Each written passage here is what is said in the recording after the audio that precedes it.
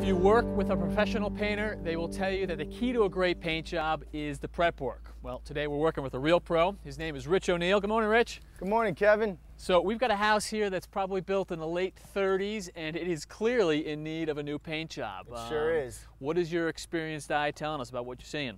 Well, you can see here there's a layer of chalky paint underneath this old oil-based paint, and that's causing the failure. Okay, and so what's causing it to be chalky? Well, typically when paints are exposed to the elements, primarily the sun for an extended period of time, especially old oil-based paints, they'll start to chalk like this. In particular, primers that are exposed to the elements for an extended period of time, typically over 30 days, will start to chalk quite a bit as well. So the lesson is get the top coat on the primer coat pretty quickly. That's correct. Okay, well that is obviously a problem. As you go up a couple claps here, there's some cracks here. Is this a bad problem as well? Actually not. It's somewhat counterintuitive. This looks like it would be indicative of an adhesion problem, but in fact it's indicative of very strong adhesion. How is that? The cracks have created somewhat of a stress relief to allow the paint to expand and contract or flex with the wood as that expands and contracts with the temperature variations and humidity variations. So the cracks actually tell us that the paint is sticking to the wood, which is moving underneath. That's correct. Well, like you said, counterintuitive. Right. Now let me show you something else that's counterintuitive over here. All right, what have you got? Looks pretty good right in here, and some problems up top, but this is nice and smooth. This looks pretty good. It does, but in my experience, situations like this are often indicative of a real problem. And the problem is that the top layer of paint is floating over either bare wood or a chalky layer of paint underneath there. So if I understand this correctly, the fact that we have no cracks suggests that there's no good adhesion between the paint and the wood below. I mean, we know the wood is moving beneath here, and if the paint stuck to it, we would have cracks. That's correct. Okay, so you're going to show us some techniques for removing this paint? Yes, let's look around the corner. Now, Kevin, before we get started on the project, there's a couple of things that are particularly important. The first thing is access to the work site. So I noticed you set up some scaffolding here. It's going to be a lot easier to work off of this than off of a ladder where you're constantly leaning left and right. It sure will be. And the next point is to have proper protection for the chips and the dust from the scraping. So you set up a tarp and you actually stapled it to the last course of claps right here, so those chips just fall right down and you contain them all. That's right. It's going to be a lot easier to do that than clean them up later. It sure will be. So we're scraping? Now the next thing is to have the proper hand tools.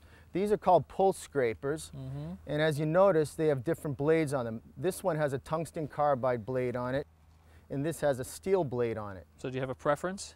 Yes, as a professional, I prefer this tool because it stays sharper longer. Okay. The benefit of the steel is that it's less expensive and it can be sharpened over and over again.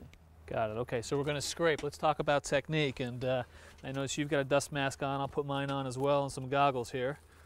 That's correct. When we're scraping old paint like this, it's very, very important to have practice proper safety procedures. All right, pull scraper, so obviously we're pulling it. Can I just go right after it? Yeah, that looks good. What do you think's the technique? It looks good. It looks good so far. Now, do you care if we scrape horizontally, or can we go up and down as well? No, we should definitely go side to side in the direction of the grain so that we don't damage the wood. All right. So, Rich, am I trying to get down the bare wood, or how far down are we going? Well, you need to remove any paint that is coming off relatively easily. When you start seeing the edges of the paint get feathered in by the scraper, that's an indication that the remaining paint is well adhered to the wood and doesn't need to come off. Kevin, it's also very important to scrape the undersides of the clapboards. I tend to do them in a series. It's the same action and the same motion, going side to side, again with the direction of the grain.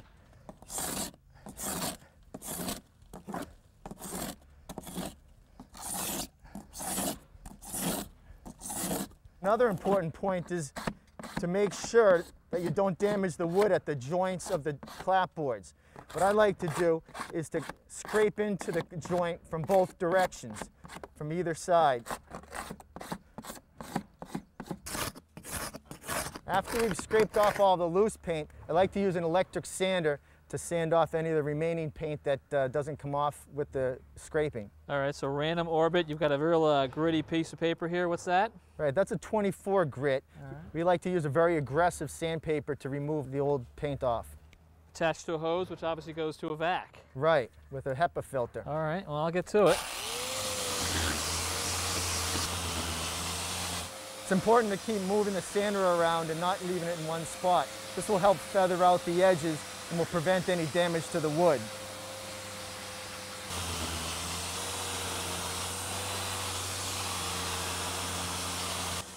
You don't have to be delicate on the nail head. It's good to remove all the rust.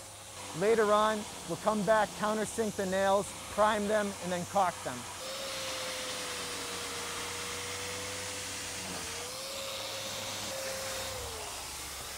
In some cases, it's not necessary to remove all of the old paint. In the situations that you don't, it's important to feather sand the edges to give a better appearance and to give better protection once we paint this.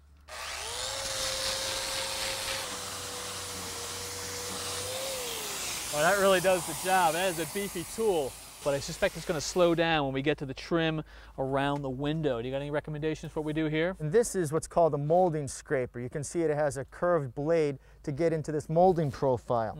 It also has a number of interchangeable blades to fit right into different types of moldings. All right, so let me use this one here on the molding, see how that works.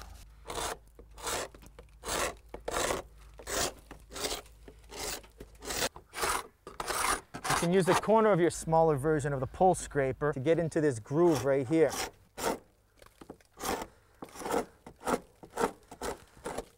Yeah.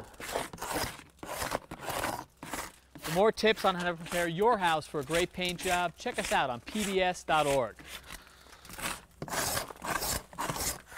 Kevin, there are a couple of other techniques to use to remove paint from old trim like this. One is to use a chemical stripper.